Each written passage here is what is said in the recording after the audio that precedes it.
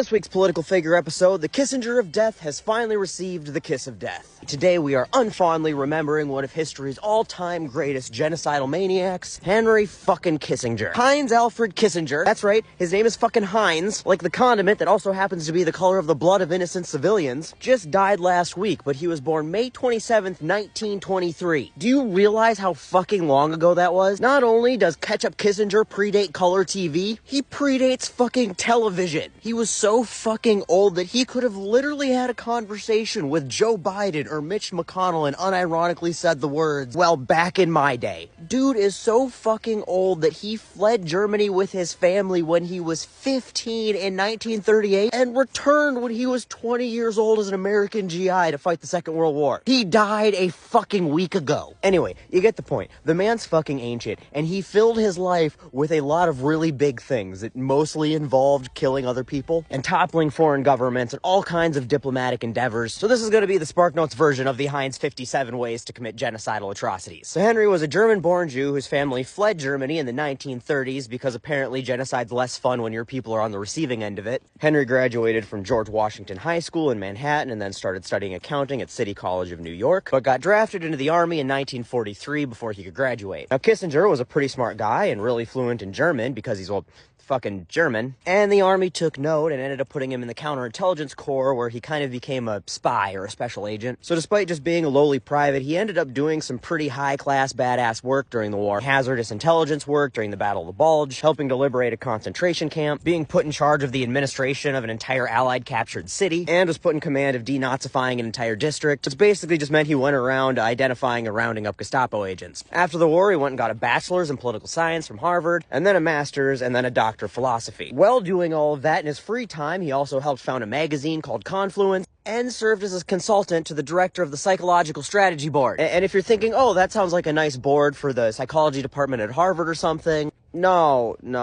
It was part of the program of the U.S. government figuring out fun new ways to do psychological warfare. Kissinger would remain a Harvard faculty member until 1971 in their Department of Government, and also worked as a consultant for the National Security Council. In the 1950s, he wrote a book called Nuclear Weapons and Foreign Policy, which basically called out President Eisenhower for being a little bitch on his nuclear warfare doctrine. Oh, almost as cold as Henry's heart out there. Which was the doctrine of massive retaliation. Basically a policy of don't start none, won't be none. But if you fuck around, you're gonna find out. The policy dictated that any nation that used military force to attack the US or its allies would receive all of the force back that we could conceivably give them, up to and including nuclear weapons. Idea being, we have the biggest fucking stick, don't make us use it. Henery Kissinger instead proposed that we use nukes all the time for everything, saying let's just use tactical nukes on a regular basis to win wars. See, this is how you know that Jewish space laser conspiracy is just anti-Semitic bullshit, because if it existed, Henery Kissinger would have been using it a long time ago. Kissinger kept getting more and more involved with the government and consulting and foreign relations, until he was eventually appointed as National Security Advisor to Richard Nixon in 1969. Initially, Kissinger wasn't a huge fan of Richard Nixon until he found out that they were both the same flavor of murderous, shady scumbag. Then they became BFFs. See, both of them really liked operating back channel, below board, behind the scenes, in secrecy. It allowed them to do all the things that they wanted to do without pesky things like morals and public opinions and ethics and humanitarian international laws getting in the way. Now, this was the middle of the Cold War, middle of Vietnam, more opportunities than ever to be doing secret shady shit. And that's not to say that there wasn't some really solid, noteworthy wins of goodish things that Henery Kissinger did as his time as National Security Advisor and then Secretary of State to Richard Nixon and Gerald Ford. This includes easing tensions with the Soviet Union, opening up new relationships with China, negotiating a eventually unsuccessful ceasefire and our eventual withdrawal from Vietnam, something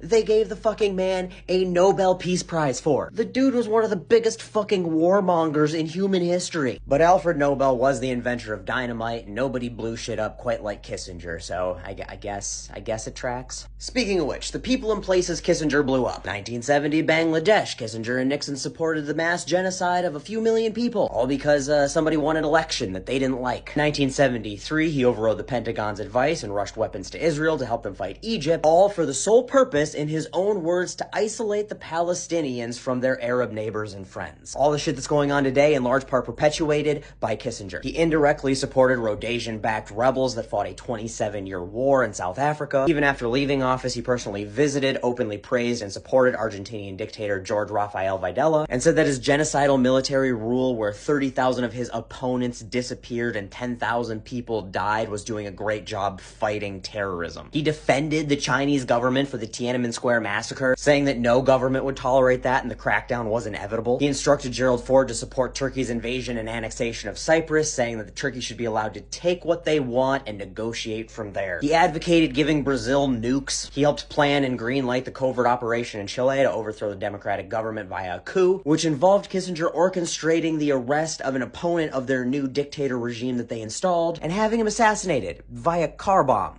in Washington, D.C. He supported Iran in selling weapons to them and started our long-standing tradition of using the Kurds to extend our interest in the Middle East and then abandoning them when it was no longer convenient for us. In 1975, he was the reason that the Indonesian dictator was greenlit invading East Timor, an invasion that resulted in 200,000 deaths, a quarter of the population. In 1973, when it came to light that the Jewish people were being persecuted in the Soviet Union, Kissinger, who literally fled Nazi persecution in Germany to the United States, said, and I fucking quote, "The emigration of Jews from the Soviet Union is not an objective of American foreign policy. And if the Soviet Union puts Jews into the gas chamber, it's not an American concern." He said in a different conversation, out fucking loud, "If it was not for the accident of my birth, I would be anti-Semitic. Any people who has been persecuted for 2,000 years must be doing something wrong." This motherfucker won a Nobel Peace Prize. And the list goes on and on and on. But all of this pales in comparison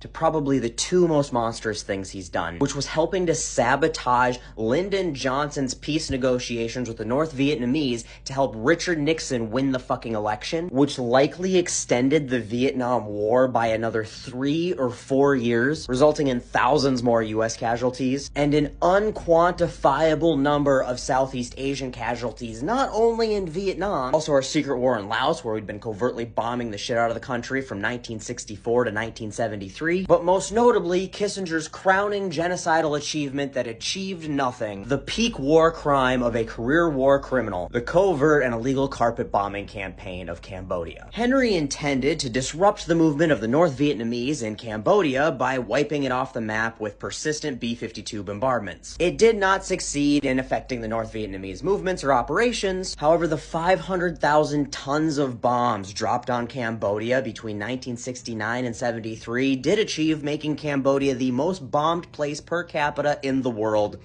ever. It resulted in the death of hundreds of thousands, if not millions of civilians. We don't really know because we were pretending we weren't doing it, so we weren't stopping to, worry about death tolls. Also, since we weren't at war with them, we didn't have to worry about pesky things like rules of engagement. So we could just blow up everything, like schools and hospitals and towns and villages. It was really just the spray and pray method of mass genocide. Alright, General, what's our target? I don't know, just drop some bombs here, there, everywhere. If we're lucky, maybe we'll hit something. If we're really lucky, maybe we'll even hit the enemy. We dropped so many fucking bombs that Kissinger is still killing people in Cambodia today. Since 1979, at least 19,000 Cambodians have been killed by unexploded ordnances. Now, to be fair, it's not likely that all of those were US bombs. There's been a lot of conflict there over the years. There's still landmines and shit that we didn't leave there that's still there in the ground and hurting people today. But when we did drop over 250,000 bombs on the country, a fair amount of the shit that's still laying around is our stuff. Anyway, I'm almost out of time and we haven't even gotten out of the 1970s yet. But even after he left Washington, he never really left. He opened up a consulting firm and continued getting his grubby little fingers in foreign policy and international affairs for the rest of his goddamn life. He was even an instrumental advisor for George Bush and Dick Cheney on Iraq, which checks out, doesn't it? And there is more atrocities than there is time on TikTok. But we can all rejoice in the fact that we now live in a world without Henery Kissinger. And if he's taught us anything, it's that the key to a long life is not diet, exercise, and healthy living. It's government health care and a genocidal lack of ethics